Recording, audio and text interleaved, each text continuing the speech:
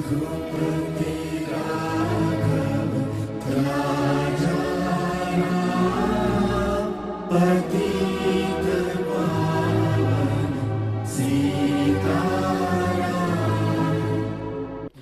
दी हमें आजादी बिना खड़ग बिना ढाल, साबरमती के संत तूने कर दिया कमाल। लेकिन ये कमाल हुआ कैसे?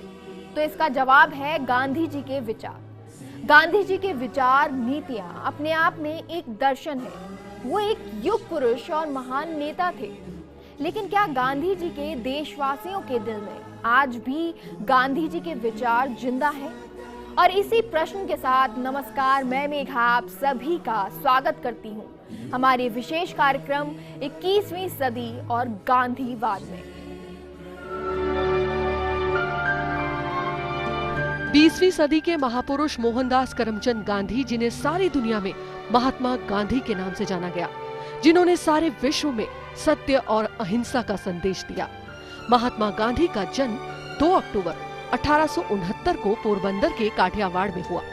गांधी जी ने सारे देश में स्वतंत्रता की अलग जगाई और हिंसा और सत्य को अपना सारथी बनाया। गांधी जी को राष्ट्रपिता और महात्मा की उपाधि से नवाजा गया। 4 जून 1944 को सुभाष चंद्र बोस ने सिंगापुर रेडियो से एक संदेश प्रसारित करते हुए महात्मा गांधी को देश का पिता कहकर संबोधित किया था। इसके बाद में भारत सरकार ने भी इस नाम को मान्यता दे दी थी। गांधी जी के देहांत के बाद भारत के तत्कालीन प्रधानमंत्री पंडित जवाहरलाल नेहरू ने रेडियो के माध्यम से देश को संबोधित किया और कहा कि राष्ट्रपिता अब नहीं रहे। कुछ इतिहासकारों का मानना है कि कवि रविंद्रनाथ टैगोर ने सबसे पहले गांधी जी के लिए महात्मा शब्द का उपयोग किया था। 30 जनवरी 1948 को राष्ट्रपिता महात्मा गांधी की दिल्ली के बिड़ला हाउस में शाम 5:17 पर हत्या कर दी गई। गांधी जी एक प्रार्थना सभा को संबोधित करने जा रहे थे और तब उनके हत्यारे नाथूराम गोडसे ने गांधी जी के सीने में 3 गोलियां दाग दी।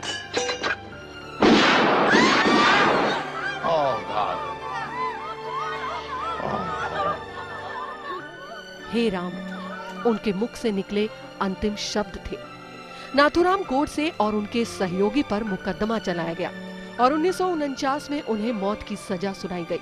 सारे देश में आज 147वीं जयंती मनाई जा रही है। लेकिन एक सवाल जो सबके जहन में आता है वो ये कि गांधी के देश में सच में गांधी के विचार आज भी जिंदा है या नहीं? क्या आज भी गांधी की नीतियां उतनी ही प्रासंगिक है? सारी दुनिया में महात्मा गांधी को उनकी आर्थिक नीतियों, सामाजिक कार्यों और राजनीतिक विचारों के लिए जाना जाता है। लेकिन आज के आधुनिक युग में महात्मा गांधी के विचार कहीं धूमिल होते नजर आ रहे हैं। ऐसा लगता है कि गांधी आज कहीं खो गए हैं और प्रगतिशील देश के विकास की राह में गांधी कहीं पीछे रह गए हैं। सत्य और अहिंसा का विचार अब मात्र कल्पना की तरह लगता है। धर्म और जाति के नाम पर जब हिंसा दिखाई देती है तो सवाल खड़ा होता है कि गांधी की सामाजिक एकता और समरसता का भाव रखने वाला देश कहाँ है? जिस देश को गांधी ने सत्य और अहिंसा के दम पर आजादी दिलाई, उस देश में गांधी के विचार कहाँ हैं?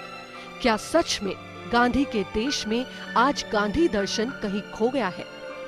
आखिर क्यों गांधीवादी देश में ये पूछे जाने की जरूरत आ गई है कि गांधी दर्शन कहाँ है? स्वावलंबन और स्वदेश गांधी जी की आर्थिक नीतियों का आधार था। लेकिन क्या सच में आज देश स्वदेशी और स्वावलंबन की सोच के साथ गांधी जी की आर्थिक नीतियों की दिशा में चल रहा है? महात्मा गांधी के आर्थिक विचार। महात्मा गांधी ने कहा था कि हमारी धरती के पास प्रत्येक व्यक्ति की आवश्यकता के लिए तो बहुत कुछ है, पर किसी के लालच के लिए कुछ भी नहीं। गांधी जी के जीवन का मंत्र था कि आप जब भी कोई काम हाथ में लो तो ये जरूर सोचना कि इससे गरीब लोगों को क्या लाभ होगा। ये उनकी सर्व जन कल्याण की नीति को दर्शाता है। आज पूरा विश्व 2 भागों में विभाजित है। एक विकास की दौड़ में आगे बढ़ रहा है और दूसरा 2 जून की रोटी के लिए संघर्ष कर रहा है। ऐसे में आज गांधी जी के अपरिग्रह और स्वराज के सिद्धांत बेहद प्रासंगिक लगते हैं। गांधी जी का विचार था कि इन सिद्धांतों से प्रत्येक राज्य सत्ता से स्वतंत्र होकर अपने जीवन पर नियंत्रण कर सकेगा। गांधी जी ने कहा था कि आर्थिक समानता अहिंसक स्वतंत्रता की असली चाबी है। शासन की अहिंसक प्रणाली तब तक कामयाब नहीं की जा सकती है जब तक अमीर और गरीब के बीच की खाई खत्म नहीं हो जाती। महलों और झोपड़ियों, श्रमिक, गरीब और दयनीय लोगों के बीच की आर्थिक असमानता की खाई को खत्म करके ही समान अधिकार और कानूनों की बात की जा सकती है। लेकिन क्या आज हमारी आर्थिक नीति का आधार निम्न स्तर के लोगों के हित को लेकर काम कर रहा है? दर्शकों, आर्थिक नीतियों का जब भी जिक्र होता है तो गांधी जी का नाम जरूर लिया जाता है और ये भी कहा जाता है कि गांधी जी की आर्थिक नीतियां काफी सुदृढ़ और काफी कमाल की थी। आज इसी बारे में चर्चा करने के लिए मैं आ गया हूं वरिष्ठ पत्रकार नारायण सिंह जी के पास। नारायण सिंह जी, सबसे पहले आपका बहुत बहुत स्वागत है। जी नमस्ते। आपसे सर सबसे पहले मैं जानना चाहूंगा कि गांधी जी की जो आर्थिक नीतियां थी वो किस तरह की थी? वो आम आवाम पे केंद्रित थी और अगर उनके सपनों की आर्थिक नीतियां भारत अपनाता तो जैसे हर गांव एक आत्मनिर्भर गांव होता है वैसे भारत भी आत्मनिर्भर होता। तो आज की जो नीतियां हैं वो खाली लाभ के लिए, पैसे के लिए, वो कॉर्पोरेट के लिए, उनके लिए जिनके पास पैसा और संसाधन है। उसमें 90% लोग हाशिए पे या उस मानचित्र से बाहर है जो आज की अर्थव्यवस्था है। गांधी सूट पे जोर दिया था, सूट पे जोर नहीं दिया था। जो लिबास आम भारतीय पहनता था वो ही पहनते थे। उन्हीं की वजह से जो छोटे दस्तकार हैं गांव में कपड़ा बुनते हैं उनको खड़ा होने का अवसर मिला था। आज खादी ने इतने लोगों को रोजगार दे रखा है और खादी है वो वातानुकूलित है, जैसा वातावरण उसके अनुकूल है ना। तो गांधी की नीतियाँ और ज़्यादा प्रासंगिक होती जा रही है आज के दौर में जब सारा संसार पैसे के पीछे भाग रहा है।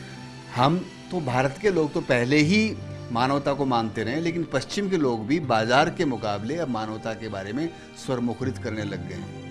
लेकिन सर आपसे एक चीज और मैं जानना चाहूंगा इसी से जुड़ी हुई, गांधी जी ने क्या सोचकर इस तरह की आर्थिक नीतियां लेकर आए थे? क्या विचार था उनके मन में? हिंदुस्तान गांव, गरीब, काश्तकार, पशुधन का देश है और लाखों लोग गांव में रहते हैं, लाखों गांव भारत में है।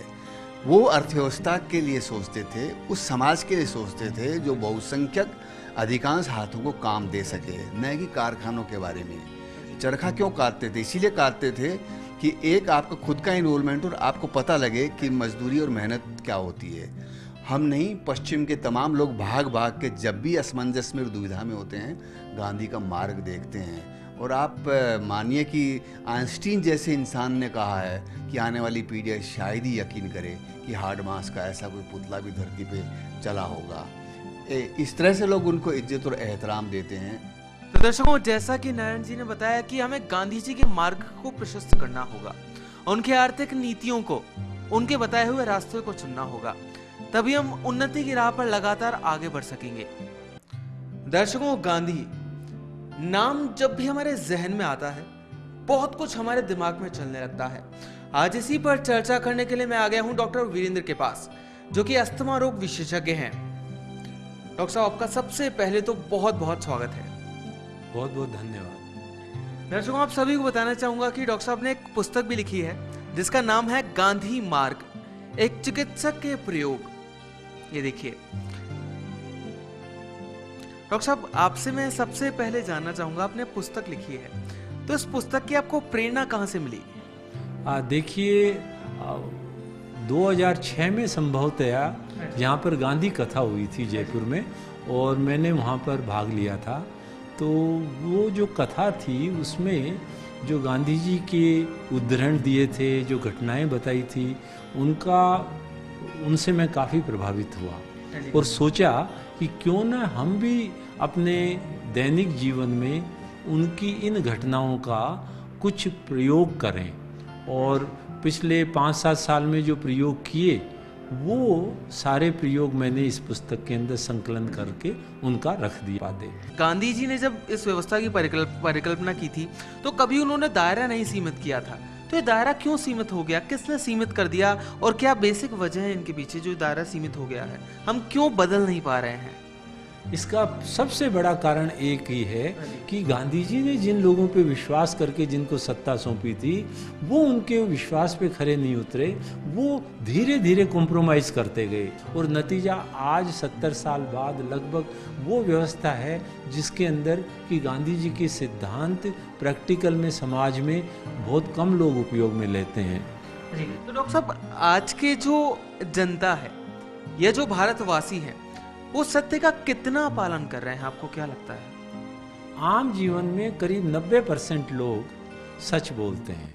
अच्छा। क्योंकि वो अपने दायरा परिवार है और बाहर भी कामकाज के अंदर सच बोलते हैं, लेकिन आगे कहीं मजबूरियां उनको मोटिवेट करती हैं, मजबूरियां उनको मजबूर कर देती हैं, जिसके अंदर वो ले नहीं पाते। डॉक्टर साहब, बिल्कुल शॉर्ट में मैं आपसे जानना चाहूंगा कि जो लोग आज गांधीवादिता को फॉलो नहीं करते या कहीं ना कहीं तिरस्कार करते हैं, इग्नोर करते हैं, उनके लिए गांधीवादिता कितनी महत्वपूर्ण हो जाती है आगे आने वाले जीवन में, या फिर होगी, कितनी वैल्यूएबल है, वो जानना चाहूंगा बड़े ही कम शब्दों में। देखिए, गांधी जी का जो तरीका था वो सेपरेट नहीं है। हर आदमी के अंदर गांधी मार्ग है, चाहे 10% है, किसी में 90% है, किसी में 80%, क्योंकि ये जीवन का एक तरीका है। ये ओकेजन्स पे यूज करने की चीज नहीं है, ये निरंतर जीवन में यूज करने की चीज है। बहुत बहुत शुक्रिया डॉक्टर साहब हमसे बात करने के लिए। तो दर्शकों, एक ही बात निकल कर आती है डॉक्टर साहब से बात करने के बाद, वो ये कि गांधी मार्ग जो है उस पर हम सभी को एक बार चलकर दिखना चाहिए। ये मार्ग काफी अच्छा है और काफी सुंदर है। महात्मा गांधी ने कहा था कि आप खुद वो बदलाव बनिए जो आप दूसरों में देखना चाहते हैं। अगर आप समाज में परिवर्तन देखना चाहते हैं तो बदलाव का हिस्सा बनिए।